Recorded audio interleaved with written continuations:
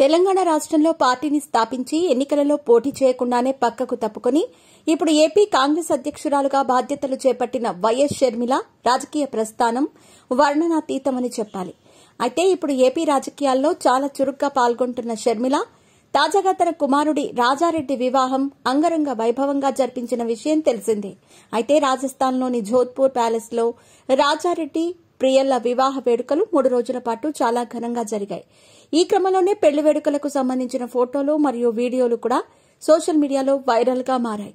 ఈ నేపథ్యంలోనే తాజాగా వెలుగులోకి వచ్చిన ఒక వీడియో ఇప్పుడు సోషల్ మీడియాలో సందడి చేస్తోంది.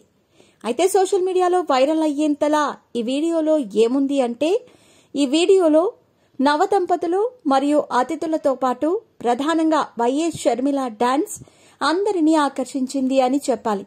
రాజకీయపరంగా ఎప్పుడో చిటపటలాడుతూ గుంటూరు కారం మాదిరిగా కనిపించే మన ఏపీపీసీసీ చీఫ్ వైఎస్ షర్మిల తన కుమారుడి పెళ్లిలో ఫుల్ జోష్లో చిరునవ్వులు చిందిస్తూ డాన్స్ చేయటం అందరినీ ఆకట్టుకుంటుంది.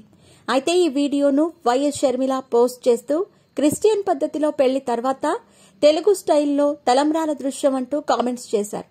ఇక ఈ వివాహ వేడుకకు కాంగ్రెస్ పార్టీకి సంబంధించిన అగ్ర నాయకులతో పాటు తెలంగాణ కేబినెట్ సగానికి పైగా హాజరైనట్టు సమాచారం.